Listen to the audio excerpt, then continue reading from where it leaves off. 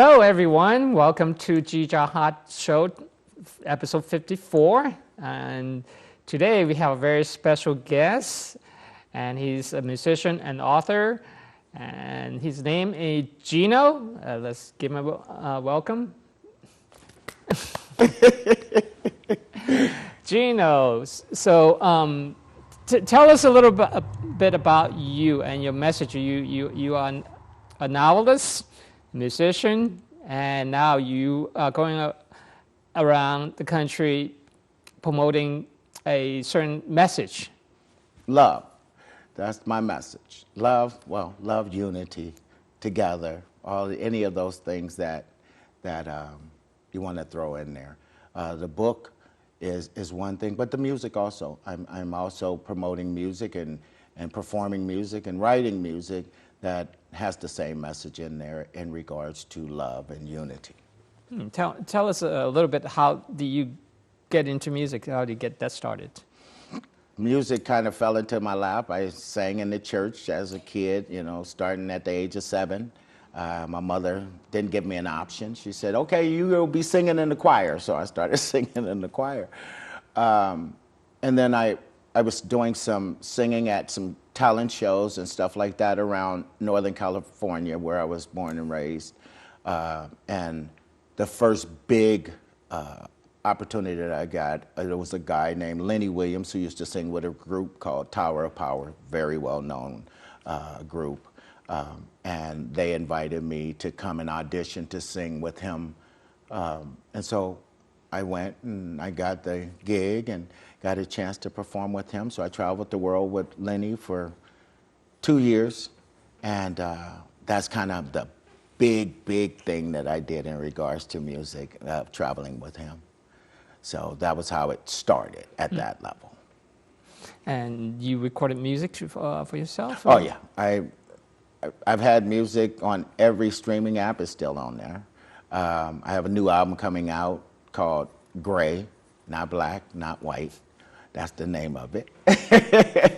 And I've had several songs in the top 5. I've been on Billboard Top 100 twice. I've traveled the world doing music. I've performed with some of the best musicians ever.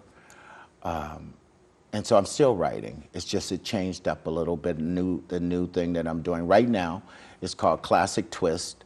And it's just putting a twist on country, pop, and classic rock. And that's basically what it's doing. So is your music influence come from those genres? Or? Yes. The music influence came from Phil Perry, who is probably on the R&B jazz side, probably my top. Luther Vandross, of course. Celine Dion, which is a stretch, but she's up there. Barbra Streisand is, female-wise, is my #1 all time. Steve Perry of Journey, I thought his voice was unbelievable the first time I heard it, when my brother was waking me up at 6 o'clock in the morning planning it. And so those were some of the major influences for me. Oh, okay. And you also delved into a little bit of rock and roll. Have you? I did rock and roll. My brother was a Jimi Hendrix guitarist. He did all of Jimmy's stuff, and every year we would do a tribute to Jimmy. And I got back into singing, and it was different. It was more of the power singing, which was different for me, but I got into it. And then I got into a little bit of opera with some friends, Daniel and Roman. We had a group called Fratelli Red, which was brothers, basically brothers, Roman, Daniel, and Eugene Red. And that's how I got into the opera side. But it was just another genre that I could get into and love at the level that I love music. Can we put you on the spot for a verse or two on opera, or is that? I can give you just a little bit. Manati sole chiude o sole mio san fantese o sole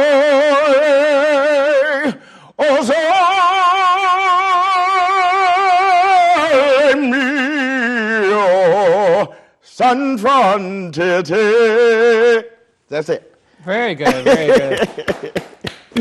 So I do a little bit of that. Oh, wow. Then you write a lot of music, mostly R&B related, or? Used to be more R&B related. Now it's a mix. It's a mix. I fused country, pop, jazz, and country. Country, jazz, pop, and rock, classic rock.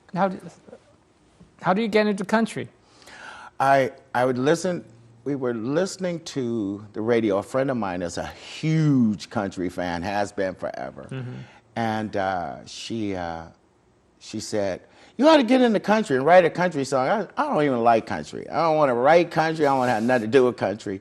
And I heard a group called Rascal Flatts and fell in love with the main singer and have listened to him ever since. And then I started listening to other singers. Plus, I'm a big fan of Carrie Underwood's. I watched her all through her American Idol tour. So fell in love with her. And then slowly but surely started hearing Luke Combs and some people like that, Old Dominion. And every time we get in the car when we're driving, it doesn't matter if we're going to the grocery store or to New York in the car, we put on the country. And that's what we listen to 90% of the time. Wow, that's a lot. That's a lot.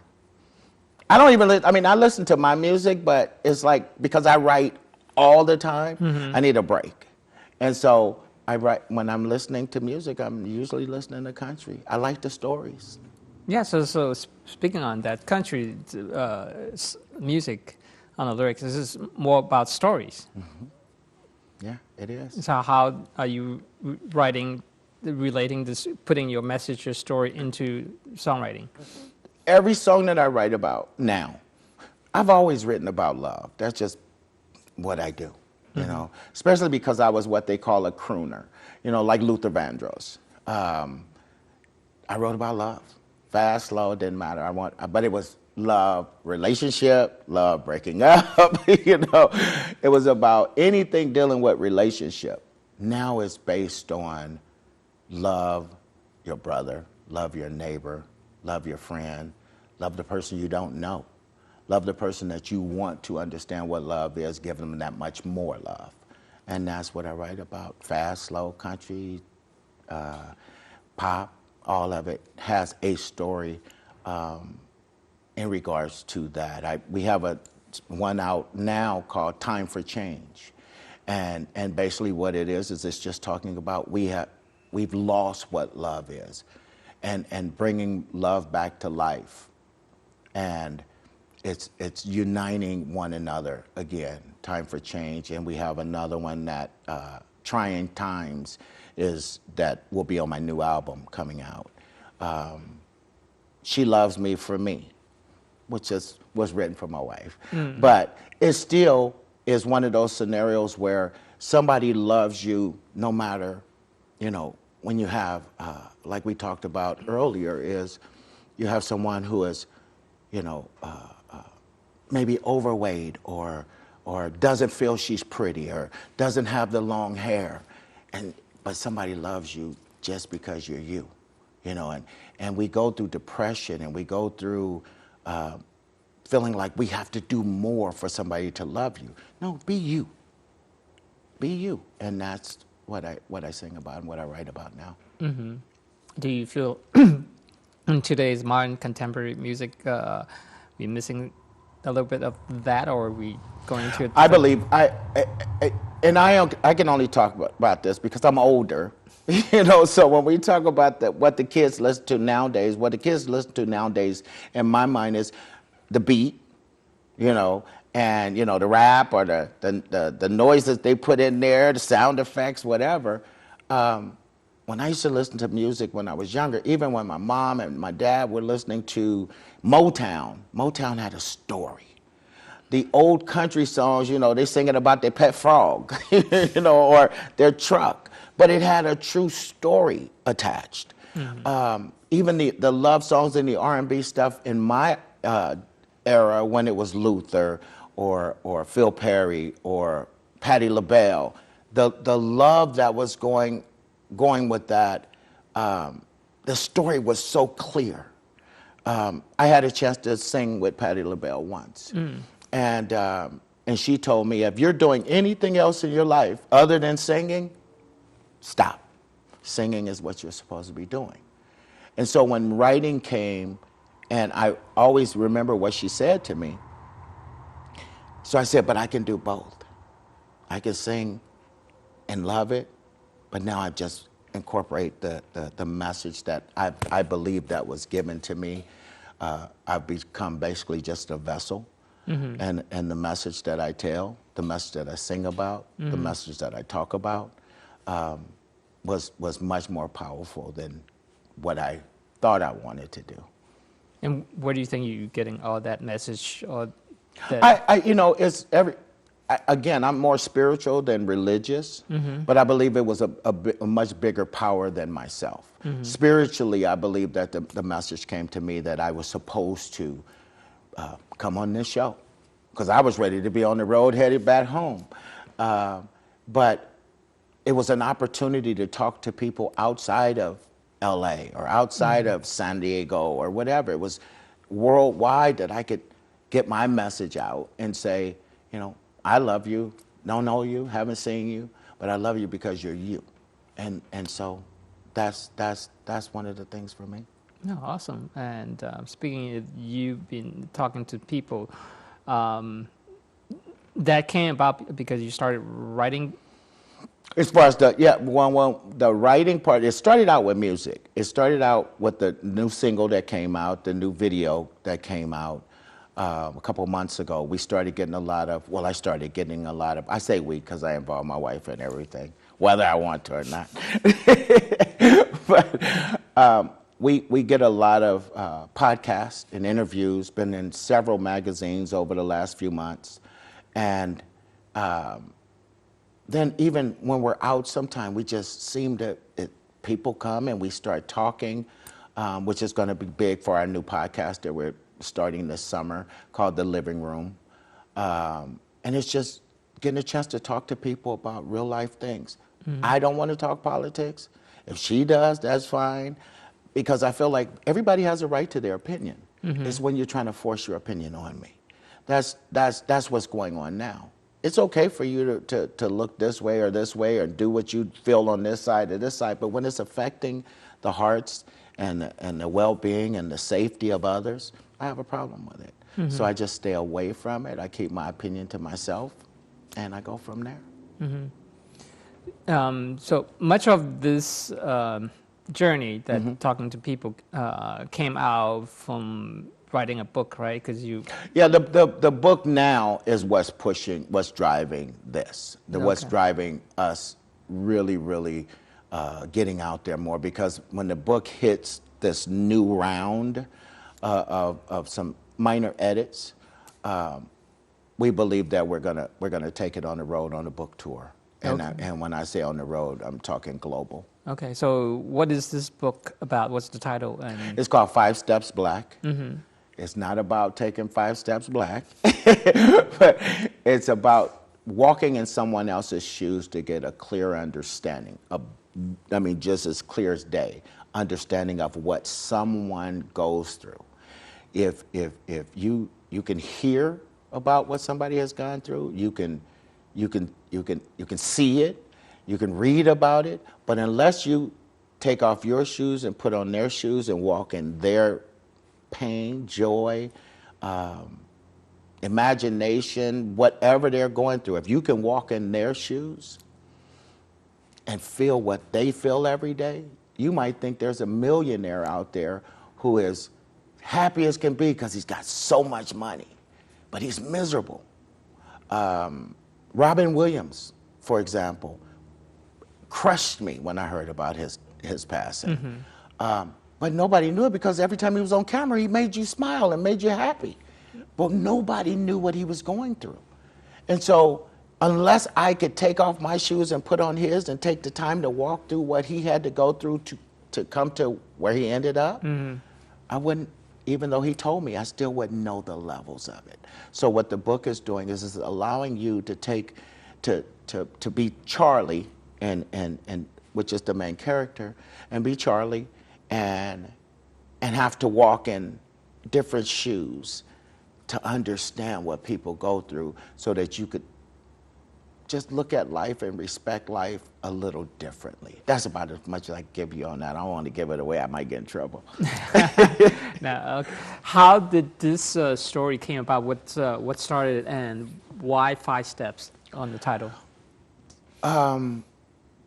When everything started going on, COVID, Black Lives Matter, then I started seeing news feeds of just crazy stuff going on when all of that started, you know, with the, and I don't like to say race wars, but in some ways it was.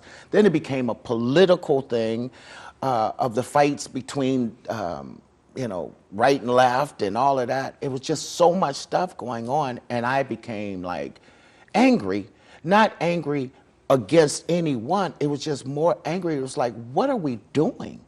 You know, not just as the United States, but as a world, because everybody was going through something, you know. And I said, so what are we doing? And so my wife said to me, why don't you write a book? Well, I thought she had lost her mind, because writing a book was never anything in my mind that I thought I'd ever want to do. And until she said, you just write, and when you write, we'll take care of the rest. So I started writing, and 2 months later, the book was done, and it forced me to turn on the TV, which is in my head. Mm-hmm. Turn on the TV. When the movie started, I started typing. When the movie was done, I knew it was time to close the pages or close the computer, and it was done. And then I passed it over to her to go through and make her edits and get mad at me at certain parts of the book, because it was so real. There was truly parts that she was angry because she was so angry at 1 or 2 of the characters. Mm-hmm. But it was so real, and that's what I wanted to get from her. I wanted to get the tears. I wanted to get the anger. I wanted to get the laugh, because there's so much of all of it in there, but all of it is real. Although it's fiction, mm-hmm.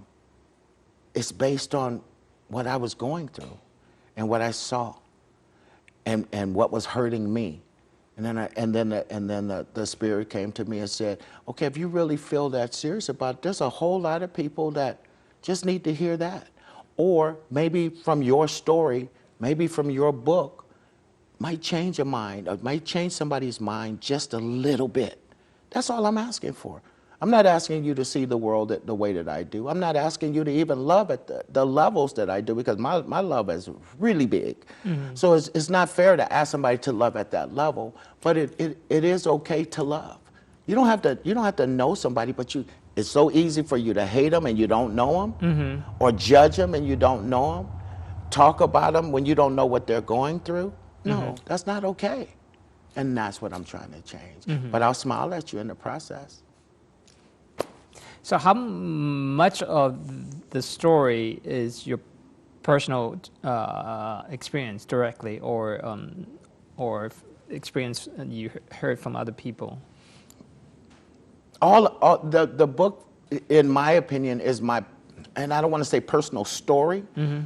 but it's what came to me. It's not something that I say, for instance, I went through. I saw things. Mm-hmm. I saw things on television. I saw things in movies. I heard people. There were people that I'm in an interracial marriage, mm-hmm. and people were asking my wife, well, what's really going on with Black Lives Matter, and why is this and why is this? And she said, well, go ask Gene, because if you ask him, he'll tell you, And so instead of answering everybody's question, because still it was, even if you said, well, this is why, or you don't see this because you're not Black, or whatever, you can answer questions all the time, but even if you answer the questions, there's more questions that are going to come.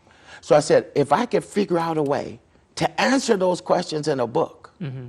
if you have enough of an imagination to read the book and put yourself in that person's shoes, it'll answer all your questions. And that's all I want the book to do, is I want it to answer the questions, mm-hmm. so that I don't have to. But if you come and listen to me speak when I'm out there, I want people to ask questions. I do. And in the process of them asking questions, I'm going to tell them the same thing. Love comes in different shapes and forms, colors. It does. But it's still love at the end of the day. Black Lives Matter, Mama J, which is my next book coming out, Sandbox, which is my children's book, all of them are talking about the same thing.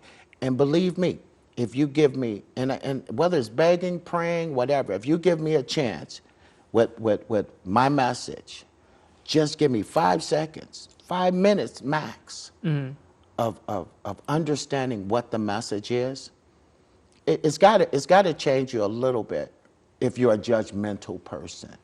If you're, and I don't like to use the word racist, but if you're unknowing, it'll answer some of your questions. It'll make you step back and think, wow, was I really doing that, or was I really thinking that, or whatever? Because not everybody is the same. But give the book a chance to make you think about what it is that you're seeing, you're doing, the changes you can make to make this better. Because if we do it together, we can get back on track even better than we ever were before. Very good. Why 5 steps? 5 steps came to us in the midst of writing the book. When I started writing the book, it wasn't 5 Steps Black. It was just a book. I was just writing. And, well, I'm going to try to tell you without telling you. There was a period of where it was 5 minutes of something happened, and somebody asked a question. 5. Somebody asked a question, and that came up. So it kind of came to us along with the story. Oh, okay. Yeah. And now you're doing a children's book. So tell us a little bit about that one. The children's book is called The Sandbox. The reason that I wrote that one is I remember when I was a child, I went to a very diverse school. And so everybody was in the play box. We just wanted to be in there and play with friends. We didn't care what nationality you were, if you had a runny nose, if you had glasses, freckles, didn't matter. It was just people to play with. And so The Sandbox came up for me is if we go back to that time where we just loved you just because you were just somebody to play with, somebody to love. I didn't need to know about what you were having for dinner or where your parents came from. I just want to have somebody to play with in the sand and build a sandcastle. That's it. Let's go back to that just for a few minutes. If you go back to that and not what your parents told you growing up, not what you heard, not what you saw on TV, not what you read about, just take that time to get into the sandbox and allow yourself just to love unconditionally. If you allow yourself that, and while they're reading it to their children, it'll make them think about it. That's a very interesting take up because, as people get older, supposedly they are wiser, more educated, right?